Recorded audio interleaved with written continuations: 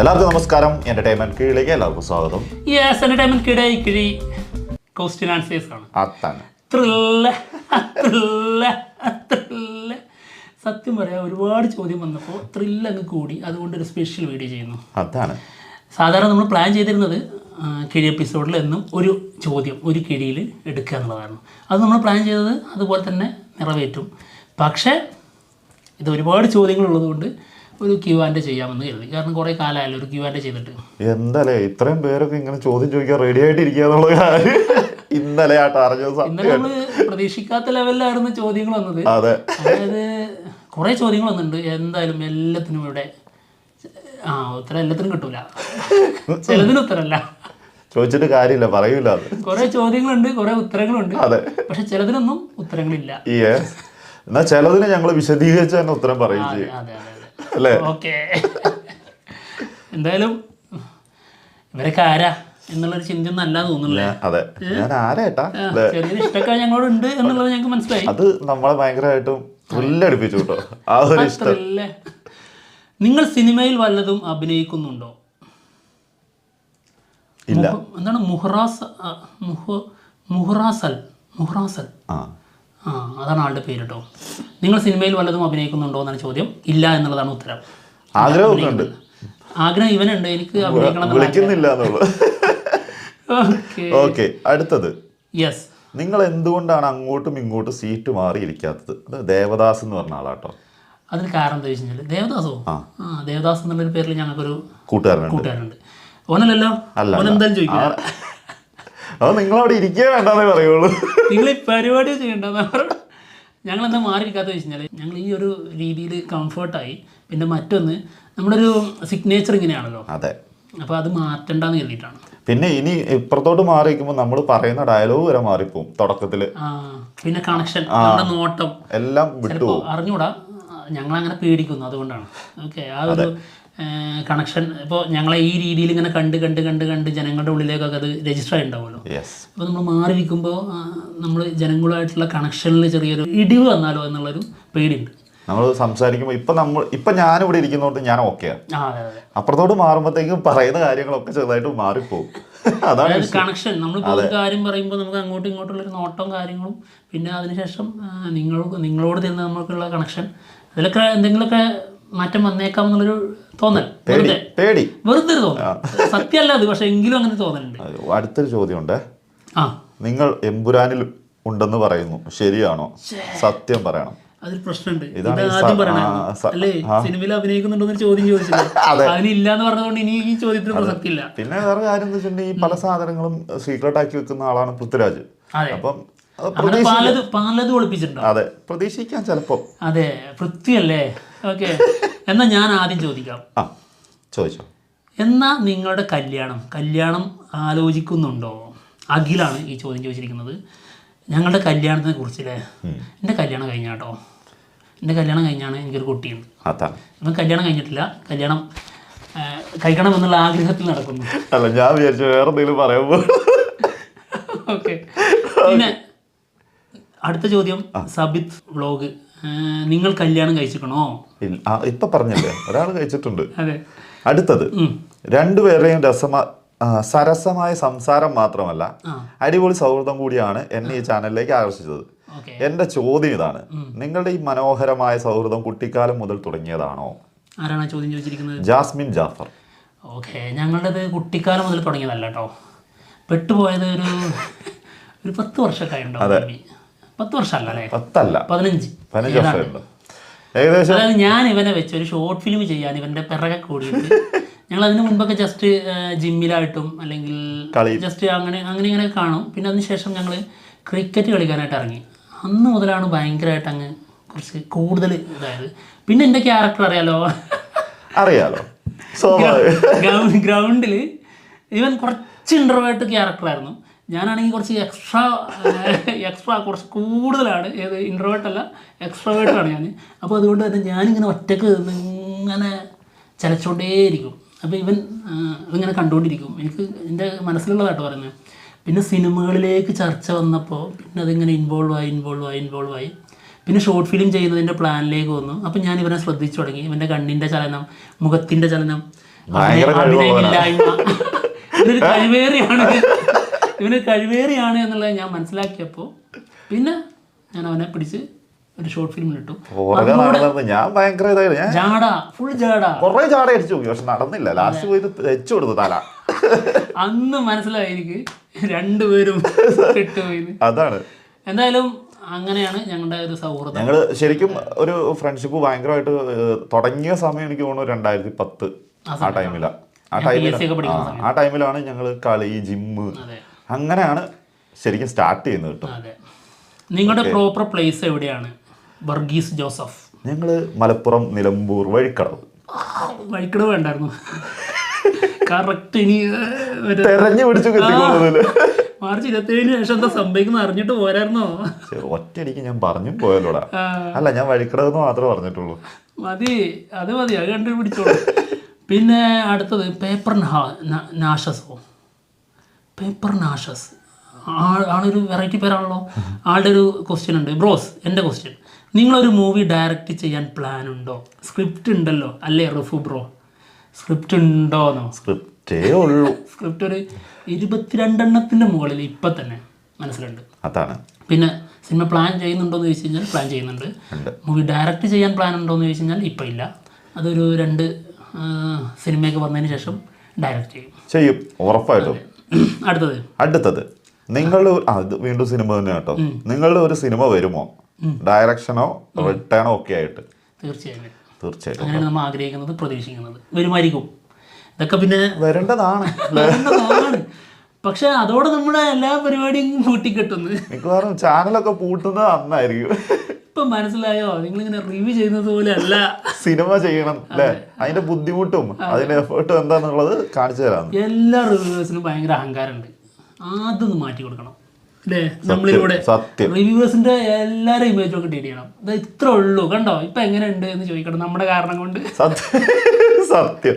അടുത്തത് ഒരു ചോദ്യം, അതുൽ ദാസ് കേട്ടോ. ചോദ്യം ഇതാണ്, എന്റെ ആഗ്രഹം Leo movie first day Kerala collection Empuraan അടിക്കണം എന്നാണ്. അത് എത്രത്തോളം നടക്കും? അതിനെ കുറിച്ച് വിശദീകരിക്കാമോ? ഇതൊരു സ്പെഷ്യൽ വീഡിയോ ചെയ്യാനുള്ള ഇത് നല്ലൊരു കണ്ടന്റ് ആണല്ലോ. നല്ലൊരു കണ്ടന്റ് ആണ്. എന്റെ ഒരു ആഗ്രഹം ഇത് മാറ്റി വെച്ചാലോ? മാറ്റി വെക്കണം. ശരിക്കും ഒരു കാര്യം പറയാം, ഞാൻ ഭയങ്കര ടെൻഷനിലാണ്. അതായത് 7 മണിക്കാണ് ഫസ്റ്റ് ഷോ, ഫാൻ ഷോയെ എമ്പുരാൻ്റെ അത് കേൾക്കുന്നുണ്ട്. 9 മണിക്ക് 5 മണിക്ക് കേൾക്കുന്നുണ്ട്. എങ്കിൽ പോലും അപ്പോഴും എനിക്ക് ടെൻഷൻ വരുന്നു. ഇതിനെ മറികടക്കാൻ 12 മണിക്ക് മുതൽ തുടങ്ങണമല്ലോ എന്നുള്ളൊരു ചിന്തയാണ് എൻ്റെ ഉള്ളിലുണ്ട്. അതൊരു സത്യം. നിനക്ക് അങ്ങനെ ടെൻഷൻ ഉണ്ടോ? ഇല്ല. ഒന്നാമത് ലിയോന്റെ ഷോസ് ഭയങ്കരമായിരുന്നു. കാരണം അവര് കണ്ടിന്യൂസ് മാരത്തോൺ ഷോ ആയിരുന്നു ചെയ്തിട്ടുണ്ടായിരുന്നു. അങ്ങനത്തെ ഒരു സംഭവമൊക്കെ ഉണ്ടെന്നാലേ എനിക്ക് തോന്നുന്നുള്ളൂ ഫസ്റ്റ് ഡേ ഒക്കെ അതിന് മുകളിലേക്ക് കയറണമെങ്കിൽ അത്രയൊക്കെ ചെയ്യേണ്ടി വരും.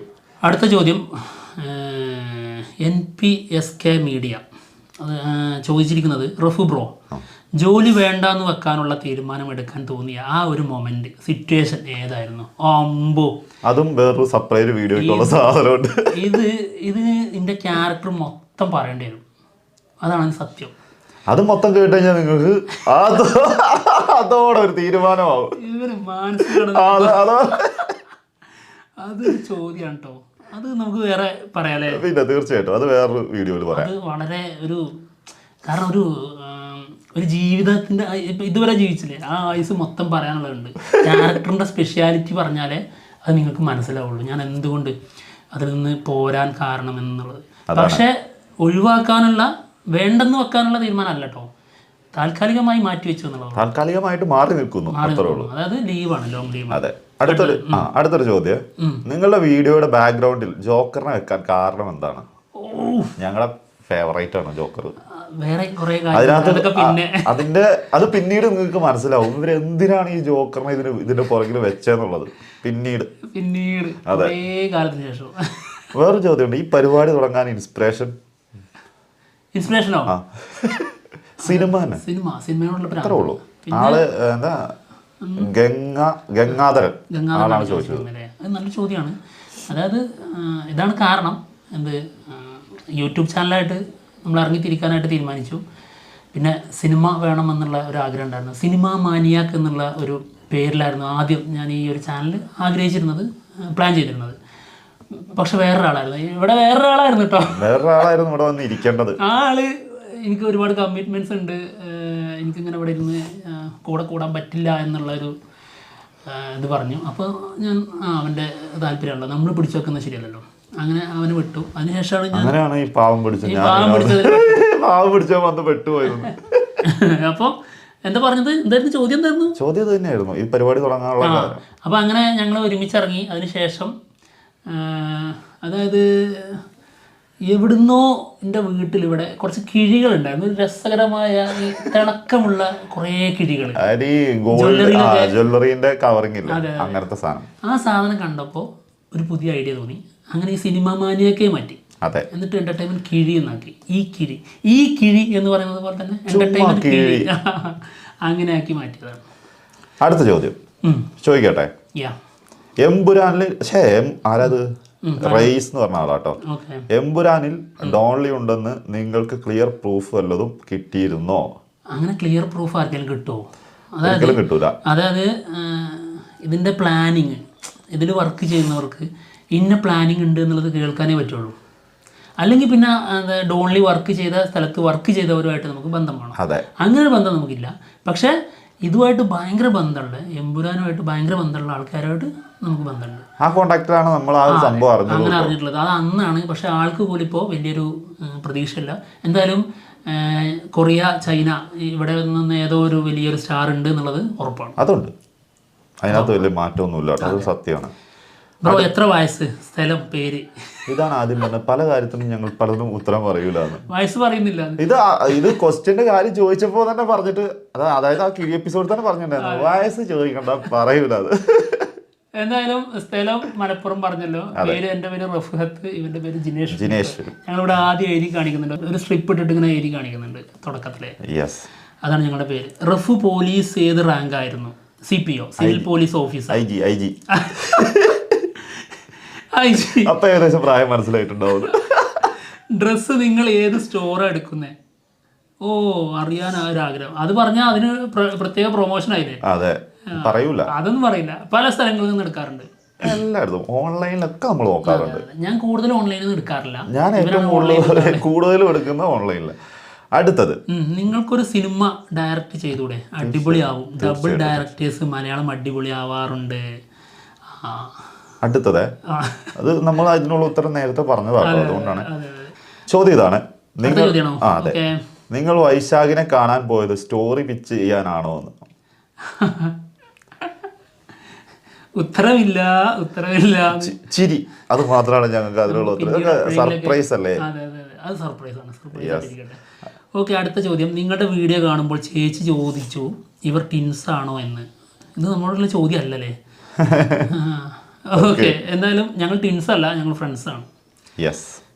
ഓക്കെ, അടുത്ത ചോദ്യം വരുന്നു. ഒരു അവസരം തന്ന സ്ഥിതിക്ക് ചോദിക്കട്ടെ, നിങ്ങൾ തമ്മിലുള്ള സൗഹൃദം തുടങ്ങിയിട്ട് എത്ര വർഷങ്ങളായി? ഒരു 10-15 വർഷമായി. എങ്ങാനും എനിക്ക് നിങ്ങൾ പറഞ്ഞ പൊൻതൂവൽ കിട്ടിയാലോ? അതായത് ആ ഒരു കിഴിയിൽ വരുന്ന ചോദ്യം. മനസ്സിലായി.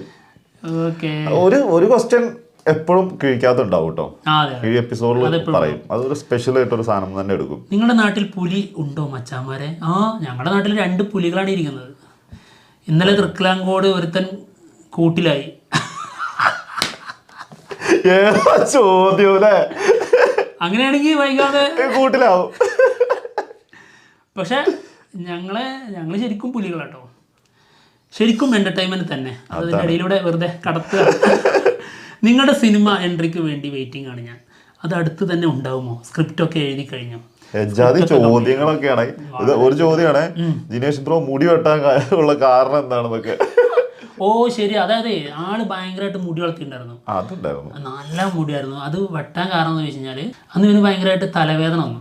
ഈ മുടി കാരണമാണോ എന്നുള്ളത് സംശയിച്ചിട്ട് ആള് മുടി വെട്ടി. പക്ഷെ തലവേദന പോയില്ല.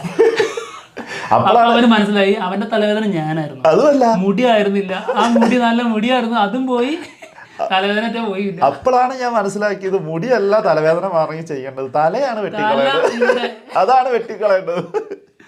ഓക്കെ, എന്തായാലും മുടി അവൻ വളർത്തിയിരുന്നത് ഞങ്ങളൊരു ഷോർട്ട് ഫിലിം പ്ലാൻ ചെയ്യുന്നുണ്ടായിരുന്നു.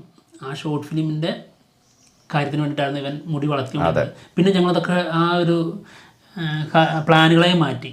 അതായത് ഞാൻ ഷോർട്ട് ഫിലിമിന് വേണ്ടി വെച്ചിരിക്കുന്ന എല്ലാ സ്റ്റോറികളും സിനിമക്ക് വേണ്ടിയുള്ള വലുപ്പമുണ്ട് എന്നുള്ളത് തിരിച്ചറിഞ്ഞത് ഇവനാണ്.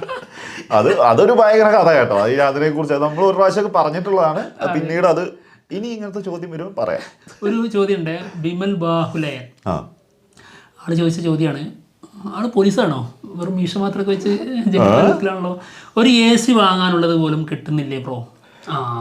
ഞങ്ങൾ AC വെക്കാത്ത എന്താണെന്ന് ചോദിച്ചു കഴിഞ്ഞാൽ, ഞങ്ങൾ ഏത് സമയവും, അതായത് ഇപ്പോഴും നല്ല കഴിഞ്ഞ വർഷം മുതലേ ഞങ്ങൾ ഇങ്ങനെയാണ്, AC വെക്കേണ്ട സാഹചര്യം വരില്ല, മേ ബി ഉടനടി പോകേണ്ടി വന്നാലോ എന്നുള്ളത് കൊണ്ടാണ് നമ്മൾ അതിന്റെ പുറകെ നടക്കുന്നത് കൊണ്ട്. അതെ, എപ്പോഴും നമുക്ക് ഈ ഒരു ഞാൻ എൻ്റെ വീട്ടിലാണ് ഈ റൂം സെറ്റാക്കിയിട്ടുള്ളത്, ഈ ഒരു ഇപ്പോൾ നമ്മൾ കണ്ടിരിക്കുന്ന ഈ ഒരു സ്റ്റുഡിയോ. മേ ബി നമുക്ക് ഇവിടുന്ന് പോകേണ്ടി വരും, അതായത് സിനിമൻ്റെ ഭാഗമായിട്ടോ എന്തെങ്കിലും കാര്യങ്ങൾ. അപ്പോൾ വെറുതെ ഞങ്ങൾ എത്ര ചൂടാണെങ്കിലും വേർത്തൊലിച്ചാലും ഞങ്ങൾ വീഡിയോ ചെയ്തിരിക്കും. അത് വിട്, അത്രേ ഉള്ളൂ. ഇപ്പൊ തന്നെ കണ്ടില്ലേ ഒഴുകും അത്. അടുത്തൊരു ചോദ്യമാണ് എൻ്റെ ചോദ്യം. ഞാൻ മനസ്സിലാക്കിയിടത്തോളം നിങ്ങൾ രണ്ടുപേരും സിനിമയെ ഇഷ്ടപ്പെട്ട് അതിനുവേണ്ടി ജീവിക്കുന്നവരാണ്. നിങ്ങളുടെ ഒരു റിവ്യൂവിലും ഒരു പതർച്ച ഇതുവരെ അനുഭവപ്പെട്ടിട്ടില്ല. Thank you. ചോദ്യം ഇതാണ്, എമ്പുരാനിൽ മമ്മൂട്ടി ഉണ്ടോ? പൃഥ്വിരാജ് പറഞ്ഞിട്ടില്ലേ ഇല്ലാന്ന്. ഇതിപ്പോ ഞങ്ങളുണ്ടെന്ന് പറഞ്ഞിട്ട് എന്ത് കാര്യമുള്ളൂ? ഉണ്ടെന്ന് പറഞ്ഞിട്ട് അത് ഡയറക്ടർ പറഞ്ഞു ഇല്ലാന്ന്. പിന്നെ നമ്മളുണ്ടെന്ന് പറഞ്ഞിട്ട് എന്ത് കാര്യമുള്ള? നിങ്ങൾ എമ്പുരാനിൽ ഉണ്ടെന്ന് പറയുന്നു, ശരിയാണോ? സത്യം പറയണോ? അതും സത്യം തന്നെ, ഞങ്ങളും ഉണ്ട്. റഫുഖാന്റെ കല്യാണം കഴിഞ്ഞതാണോന്ന്. സുധീഷ് KV കല്യാണം കഴിഞ്ഞാണ്. ഓക്കെ, പിന്നെ ഇതുവരെ ഒളിപ്പിച്ചു വെച്ചതായിരുന്നു. അടുത്തൊരു ചോദ്യമാണ്, ഹിമാൻഷോ ആളുടെ പേരാണോ? അങ്ങനെ എന്തോ ആണ്. എന്നാണെങ്കിലും രണ്ടുപേരോട് ഒന്നും ചോദിക്കാനില്ല, പറയാനാണുള്ളത്. ചീത്ത തന്നെ. ഈ പരിപാടി വേറെ ആരെങ്കിലും ഏൽപ്പിച്ചിട്ട് മൈക്കാട് പണിക്ക് പോയിക്കൂടെ എന്നാണ് രണ്ടാളും വഴക്കുണ്ടാക്കുന്നത്.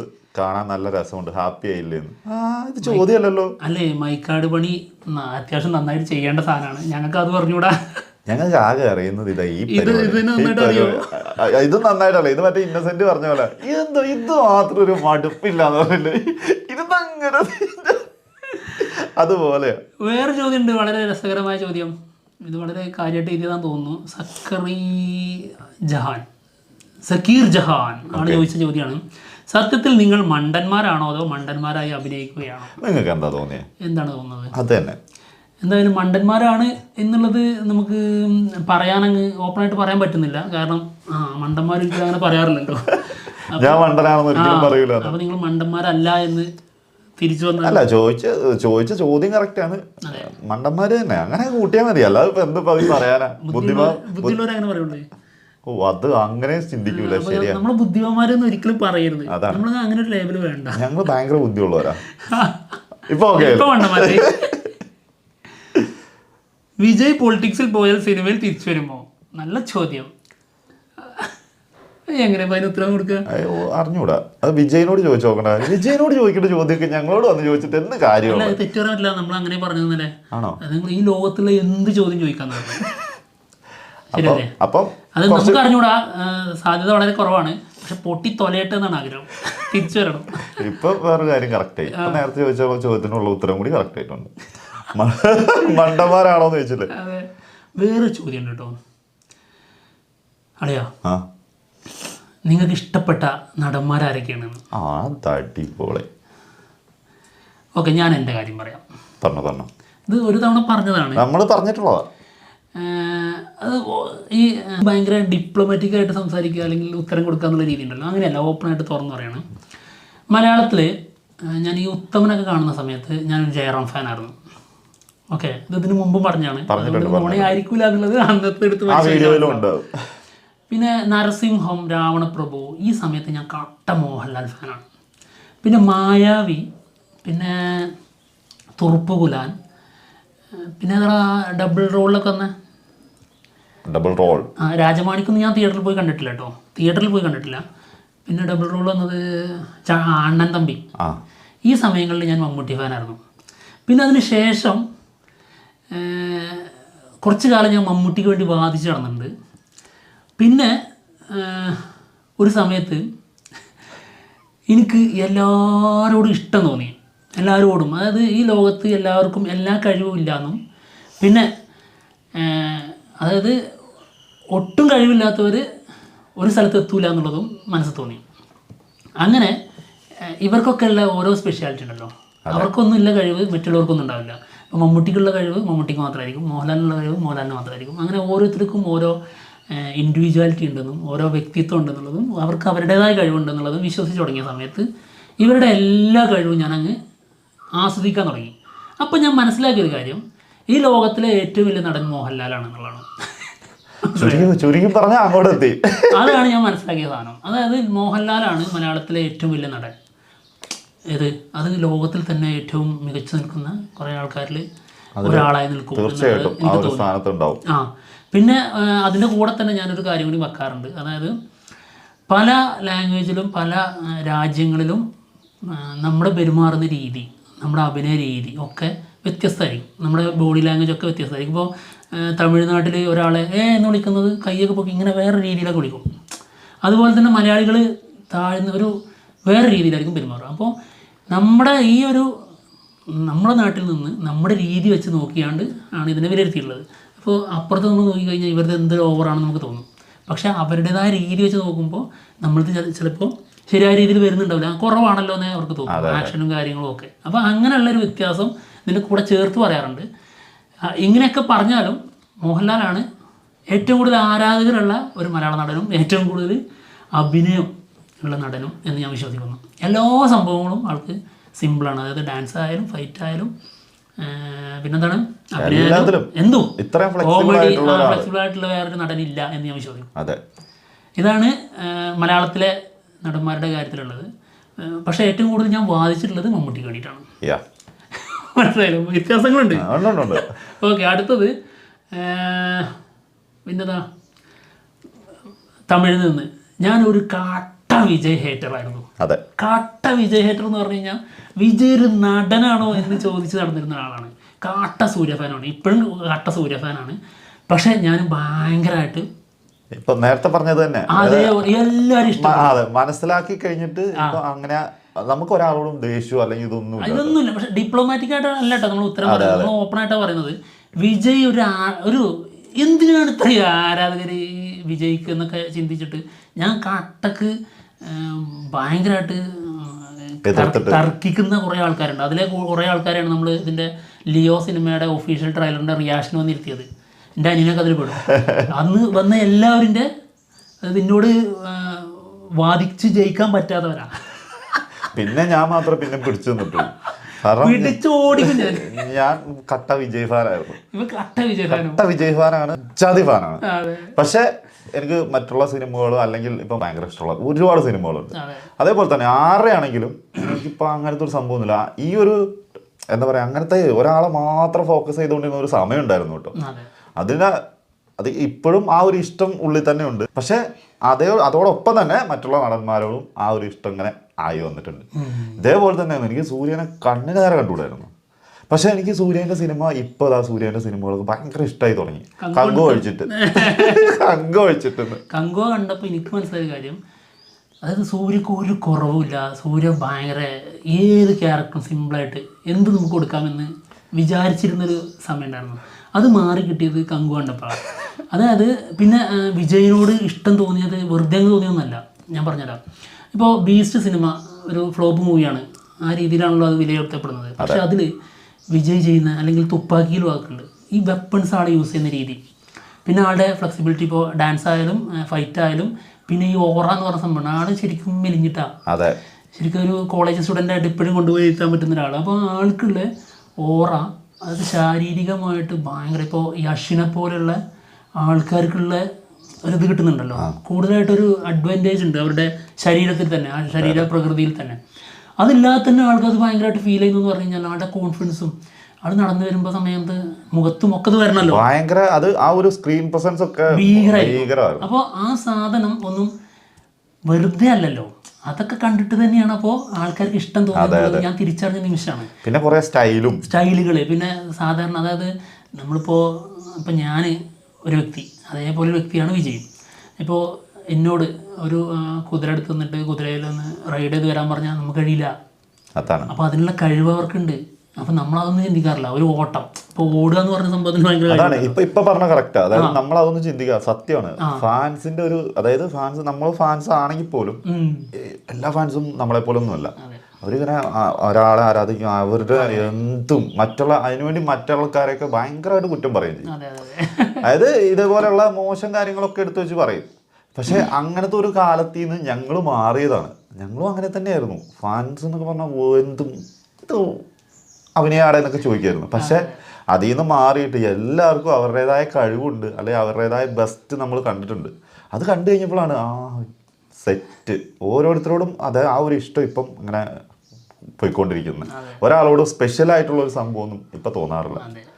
നല്ല സിനിമയാണെങ്കിൽ അത് ആരുടെ ആണെങ്കിലും നമ്മൾ നല്ലതെന്നേ പറയുള്ളൂ. അത്രേ ഉള്ളൂ. എന്താണെങ്കിലും ഇനിയും ഉണ്ട് ഇതിന്റെ ചോദ്യങ്ങൾ, കുറെ ചോദ്യങ്ങളുണ്ട്. കിട്ടുന്നില്ല കാരണം ഈ ഒരു റൂമിൽ വൈഫൈ ചെറിയ പ്രശ്നമുണ്ട്. അതുകൊണ്ട് ലോഡ് ആവുന്നില്ല. പിന്നെ വൈഫൈന്റെ മാത്രമല്ല അവസ്ഥ ഉണ്ടല്ലേ, സമയം ഒരു അരമണിക്കൂറെങ്കിലും ആയിട്ടുണ്ടാവും എനിക്ക് തോന്നുന്നു. അപ്പൊ എന്തായാലും അരമണിക്കൂർ ആയിട്ടുണ്ട്. അപ്പൊ എന്തായാലും ഇപ്പൊ ഒന്ന് നിർത്തിയേക്കാണ്. മറ്റൊരു ദിവസം വീണ്ടും വരാം. ചോദ്യങ്ങൾ കണ്ടിന്യൂ ചെയ്തോട്ടോ, പോന്നോട്ടെ. അപ്പൊ എന്തായാലും ഞങ്ങൾ പോവാണ്. മറ്റുള്ള വിശേഷങ്ങളുമായിട്ട് ഉടനെ തന്നെ വരാം. ബൈ.